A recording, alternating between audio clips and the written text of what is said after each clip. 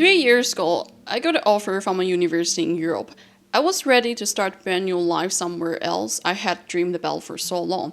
I was so excited about the upcoming new chapter in my life. Undergraduate study, new social circle, new country, new culture, new language. It was when I was waiting in the departure lounge at the airport in Shanghai, holding the air ticket at hand, that I realized the day was finally coming. There was so much expectation for the future, I couldn't help scrolling my phone and sharing my feelings with my friends through texting. Then, one conversation window suddenly popped up and jumped to the top. It was a very long message from my grandma. The main point was you need to study hard, learn as much knowledge as you can, because knowledge is everything, it can change your destiny, plus no drinking, no party, blah blah blah. I can still recall the day I went to college for graduate study in China 9 years ago. She said the same thing. I got it because my grandparents went through lots of hardships during their teenage years. It was time when Cultural Revolution deprived everyone of formal study. It was time when even reading books was labeled as anti-revolutionary. Millions of intellectuals were exiled to the rural area to do very intense labor work with local farmers, and the only chance to read was very late at night when everyone went to sleep. They had to do it under the blanket to not get any suspicion. One day, the revolution suddenly ended. My grandparents were so desperate to learn new things from books. They cherished every single moment of study. That was the only way they finally managed to get a good job within the government system and escape from very hard labor work. So when they told me since I was young that knowledge can change destiny, I firmly believed in this narrative. At least when a flight finally took off, what was in my mind was still, I must study hard, get a high-profile job, and stay in Europe. At that point, it was absolutely beyond my imagination that the AI chatbot would gradually seep into every part of my life, making such profound impact to slowly shake my long-holding belief system. It wasn't until Google browser slowly gave its way to ChatGPT as my new search engine for solving complex coding challenges, explaining logics behind math equations, introducing a variety of theories in psychology, the field I had never been exposed to before, even for getting restaurant recommendations in the region where I live, that I realized one thing. I could learn anything at any time like anybody else. So naturally I began to question, is knowledge still power in the era of AI when it's becoming increasingly accessible and abundant? Today the answer is clear for me. Knowledge is no longer power. So I'm sorry, Grandma. I know it sounds antithetical to what society has been telling you for decades. How's it possible? I get it, but let's talk about a luxury brand you've certainly heard of, Hermes, Birkin and Kelly. These are luxury bags under Hermes not available to ordinary customers. The high entry barrier to purchase one such bag is daunting. To secure a Birkin, for instance, you must have a significant purchase history in other Hermes categories and a deep, long-standing relationship with dedicated sales associates. Alternatively, you have to book an air ticket to Paris. Spending $10K or $20K for such a bag is not surprising. It's so pricey for a reason, isn't it? It's meticulous hand craftsmanship. Each bag is handmade by a single artisan, taking over 18 hours to complete. But looking at the material itself, such a bag is simply made of various types of leather. It's a piece of leather worth a price. So the truth is, Hermes creates a supply that cannot meet the massive demand on purpose. It's so valuable because of the scarcity, which is artificially made. A diamond shares the same logic. De Beers initiated this "a diamond is forever" commercial in 1990s, but diamond is nothing but crystallized carbon. Again, it's so expensive because of a scarcity, which is artificially made through marketing. So, scarcity is a key to deciding value. Knowledge was so powerful back in 1970s in China because Cultural Revolution made it so scarce by political maneuvering. It was so powerful because the demand for college degrees was much greater than the supply back in the old days. But AI is a game changer in the equation. A chatbot can customize a detailed day-to-day Python study plan for you, extract all forms of study materials online, generate quizzes to test your coding knowledge just in a minute. 3 years ago, I cannot imagine at the time I could suddenly access a bunch of high-quality learning resources so effortlessly that I was able to pick up Python just in a week. Today, I'm still impressed with Cursor AI. I'm able to build a scalable production-level web application just with natural human language and a bunch of harnesses laid out beforehand to govern its behavior. I'm recently very interested in psychology. The only thing I know is 3 giants who established the fundamental in this field: Freud, Adler, and Jung. To quickly get myself started, I asked Cloud AI to explain each of their course theories, list what they share and key divergences, then recommend books from them. I dived deeper, requesting summary for each book before I started to read. This amount of knowledge from Cloud AI in seconds may take me hours to research online, write down notes, and create spreadsheets without AI.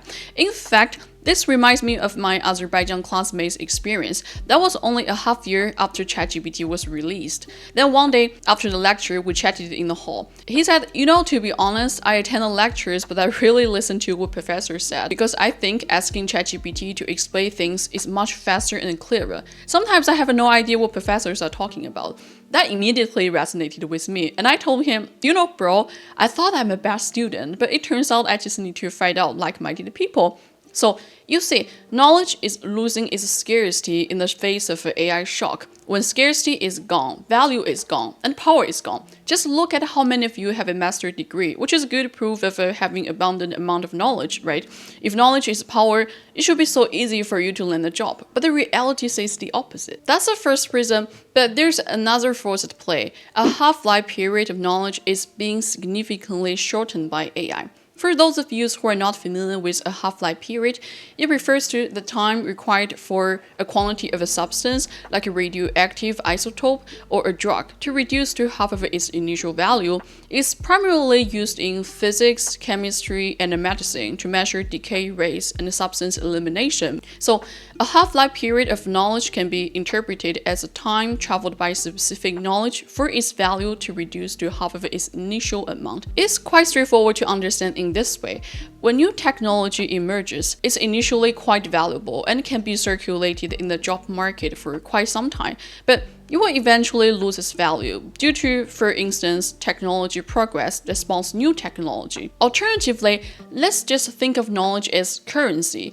AI is making knowledge increasingly accessible to everyone, so we suddenly feel so much knowledge. It's like government prints more and more money that eventually flows into the market. With basic knowledge in economics, you know what the consequence will follow. Inflation. Namely, money is losing its value. With a certain amount of cash at hand, if you just keep it in your wallet, its value may just decline to 2/3 of it in high inflation environments. But in a hyperinflation scenario, like what happened to Zimbabwe in 2007, 1 million Zimbabwe dollar can be worthless overnight, like toilet paper. Likewise, Ruby was once widely used programming language known for its clean syntax and simple readable structure in the late 2000s, but its popularity eventually declined because of the rise of Python over time. This process lasted for years, but right now, things are happening at much faster pace. I can still recall around 2 years ago, prompt engineering was such a hot topic. There were even people getting a job with excellent prompt engineering skills. Then, just in a year, no one talked about it because people started to chase multimodality, AI agent, context engineering. Less in a year, these terms gave their way to vibe coding. Then, just around a couple of months ago, OpenCloud went really viral, but recently everyone has been discussing harness engineering. In the past, you could stay valuable with specific knowledge and skills for 10 years, but nowadays it can be irrelevant just in months or even weeks. So, hoarding knowledge is no longer a good idea. You may end up impressing yourself by learning something that can quickly get outdated. This won't charge your battery, but even consume it, at least if you are not learning right knowledge in the right way. Then you must be wondering if knowledge is no longer powerful in the era of AI. What is powerful? I know you've certainly heard of things that social media has been telling you are essential in AI age. To name 3 that I always stumble upon when scrolling on social media: good taste and judgment, good ideas, human connection. None of them are wrong, but in the meantime, none of them are correct without one thing, and that is action. On Chinese social media, there's one sentence from a Chinese author quite popular among young people. We've heard so much wisdom, yet still cannot live well. That's the gap between knowing it and being there, done that. I believe in AI age, action will matter 10 times more than ever before. For those of you who don't take actions, your life won't be any different with or without AI. But if you proactively try things out with AI, it becomes your leverage that amplifies your ability to do things beyond your imagination. Well, let's look at these 3 things most discussed on social media. First, Good taste and judgment. Its importance shouldn't be questioned, particularly in the age of AI. Why can you distinguish AI-generated articles from those written by real humans? Because you observe that content made by AI seems all true. Every sentence is technically correct, but it feels like saying nothing. That's a problem of lacking insight compared to content written by humans. Without good taste and judgment, you'll be overwhelmed by low-quality information. Without being able to filter out noise, you cannot make high-quality decisions. Warren Buffett only made a few moves in his life, but each of his moves was iconically successful.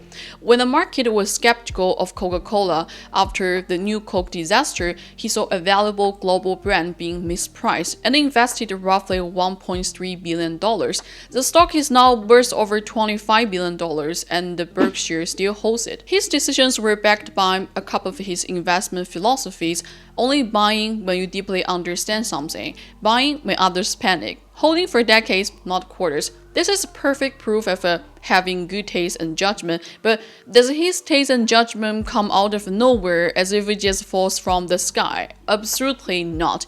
It still comes from action. What we saw from his investment decisions is only a tip of the iceberg.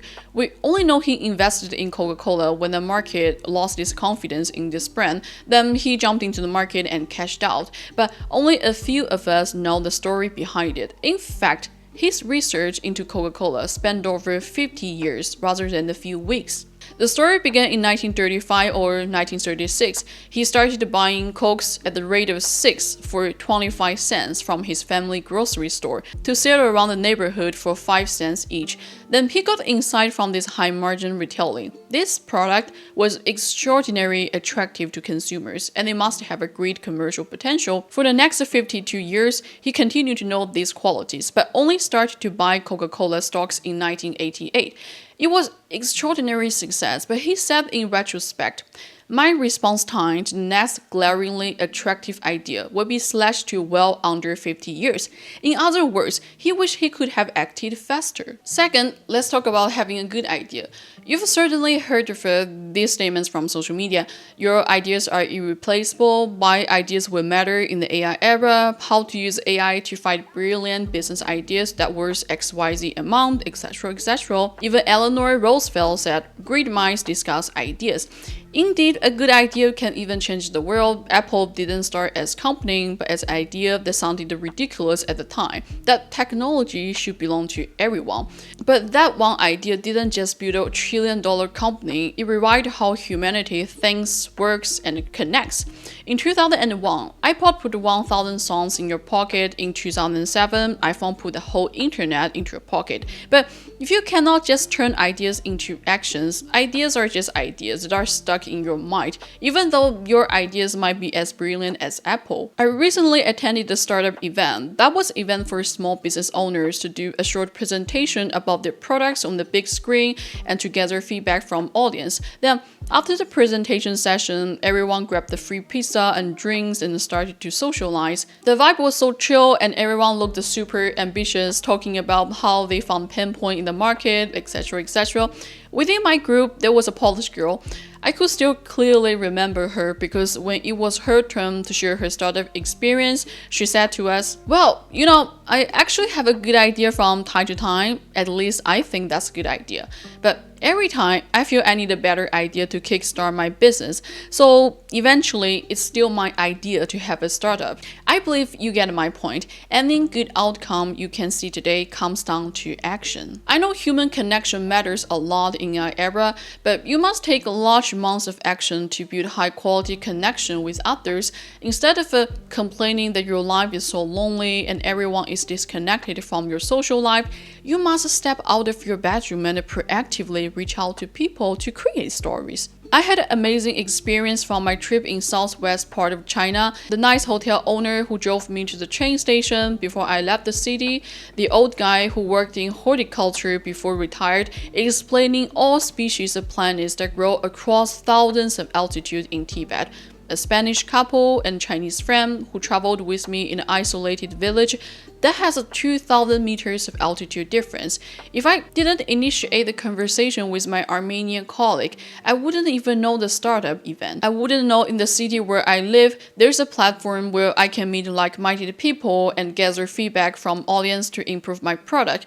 These connections didn't come out of nothing but from myself, proactively exploring the life and reaching out to strangers. My grandma told me knowledge can change destiny. She said nothing wrong. In her day, knowledge was indeed scarce, precious, and even life-saving. But time has changed significantly. If I travel back with a time machine, I would have tested her like this.